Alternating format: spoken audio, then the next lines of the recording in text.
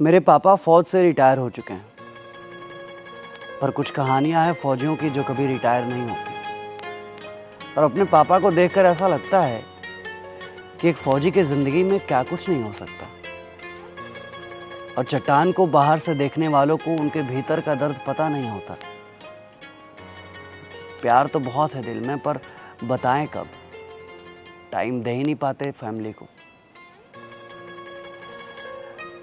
छुट्टी ख़त्म हो जाती है साहब, पर ड्यूटी ख़त्म नहीं होती। और उनकी काउंटिंग तो हमेशा चलती है, चाहे वो घर पे रहें या बाहर। फेस्टिवल और फैमिली का किस्सा बस यूँ समझ लीजिए कि कैलेंडर के कुछ दिन हैं जो उनके लिए नहीं बने, क्योंकि मेरे पापा देश के लिए बने।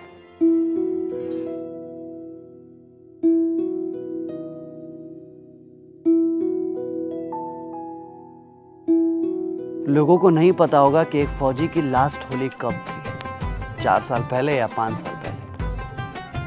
और इन 4 सालों में रंग कितने फीके हो गए उन हाथों की मेहंदी से पूछिए, जो माँ हर तीज त्योहार आज भी इंतज़ार करती है कि शायद अब भी कोई बेल बजा दे और वो इत्मीनान से कहे कि लो तुम्हारे पापा आ गए। उनके ज़िंदगी में गर्व करने के लिए बहुत कुछ है, और फील करने के लिए कुछ भी नहीं। थोड़ा थोड़ा करके इतना दूर निकल आए कि पीछे मुड़कर देखो तो एक दूर तक बस अंधेरा दिखाई देता है।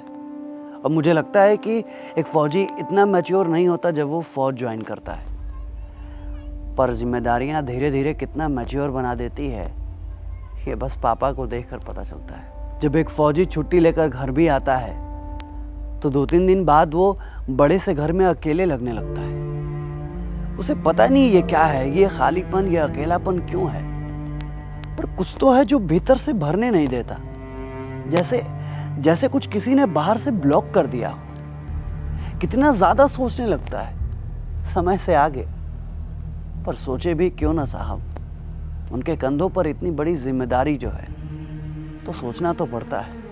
और सच भी यही है कि ज़माने के इस जोड़ घटाव में कितना कम परसेंटेज दिया है हमने उनको। दूसरों को समय देने वाले कितना कम समय देते हैं खुद को। कभी कभी मैं सोचता हूँ कि शरीर के इतने बड़े हिस्से में उनका दिल का हिस्सा कितना कम होता होगा, जो धड़कता भी है तो बाहर से पता नहीं चलता। बहुत महसूस करो तब बस इतना पता चलता है कि भीतर कुछ तो है जो बाहर आने को बेताब है।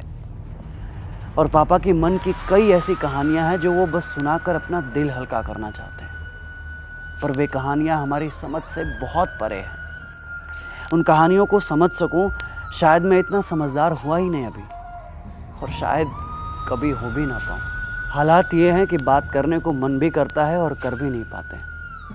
बहुत सी ऐसी बातें हैं, पर किससे कहें।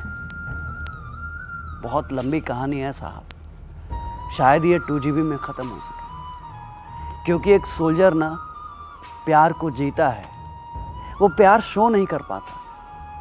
और आज भी सोल्जर की कहानी दिलों में दब के रह जाती है। देश, आई कार्ड और प्यार कैसे संभाल कर रखा जाता है, कोई एक सोल्जर से सीखे। ज़माने को सोल्जर से सीखना चाहिए कि दिल और जान कैसे आई कार्ड में संभाल कर रखा जाता है। समय कब और कैसे निकल जाता है किसी को कुछ भी नहीं पता साहब। कुछ यादें हैं जो सिमट के रह गई हैं पुरानी तस्वीरों में, कुछ बातें हैं जो छप गई हैं दिलो दिमाग में।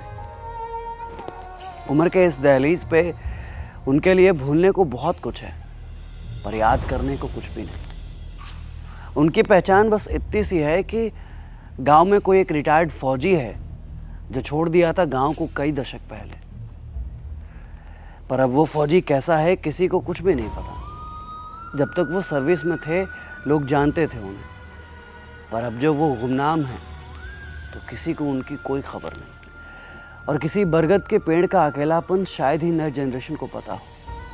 और आदमी जब अकेला होता है ना तो बहुत कुछ कहना चाहता है। भले ही हम उन कहानियों को सुनकर अनसुना कर दे, पर उन कहानियों को सुनने और न सुनने से कहानियों का वजूद ख़त्म नहीं होता। आलम यह है कि ज़िंदगी में बहुत कुछ हो जाने के बाद भी सेकेंड हाफ में बहुत कुछ बच नहीं पाता। कुछ मेडल्स हैं जो कभी सीने से लगाए रखते थे, वो नेम प्लेट जिसे लगाने का एहसास किसी रोमांच से कम नहीं। वो ड्रेस, वो ज़िंदगी, वो सेक्रीफाइस, मानो फर्स्ट हाफ फिर से जम्मू पंजाब की ओर बुलाता है।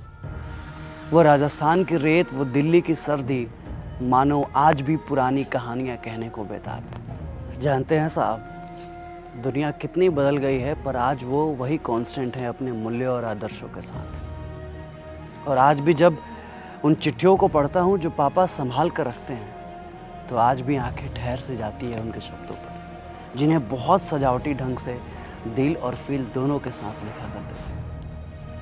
सच कहें तो व्हाट्सएप की इस दुनिया में उस चिट्ठियों वाली फील को फील करना बहुत मुश्किल है, क्योंकि यहाँ कहने को बहुत कुछ है पर सुनने वाला कोई नहीं। और सच कहें तो उन यादों को ढो रहे हैं वो अपने सीने में, क्योंकि वे तो रिटायर हो गए हैं पर मन मानने को तैयार नहीं है।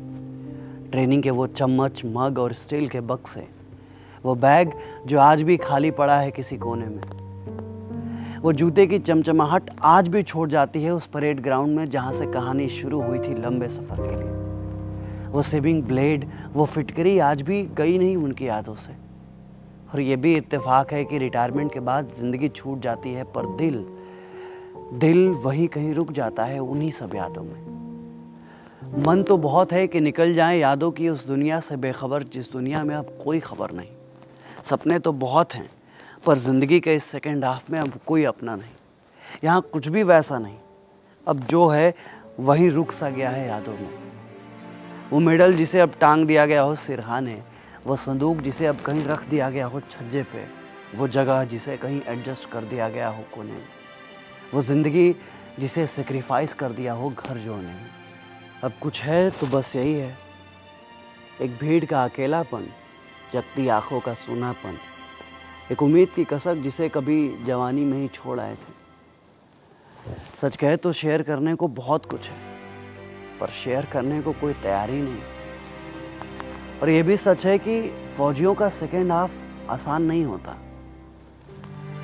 जीवन के एक हिस्से को डायरी के कुछ पन्नों में समेटना इतना आसान नहीं। वैसे आसान तो यहाँ कुछ भी नहीं, पर यादों का रह जाना, इससे भारी दुनिया में और कुछ नहीं। अपना भी ज्वाइनिंग लेटर आने वाला है। इंतजार है कि कब मैं पापा की तरफ फौज का हिस्सा बनूं। और जितना मैंने फौज को समझा है, उससे मुझे यही लगता है कि फौज से अच्छी कोई नौकरी नहीं, फौजियों की ड्रेस से अच्छा कोई ड्रेस नहीं, और फौजी से अच्छा कोई इंसान। जय हिंद।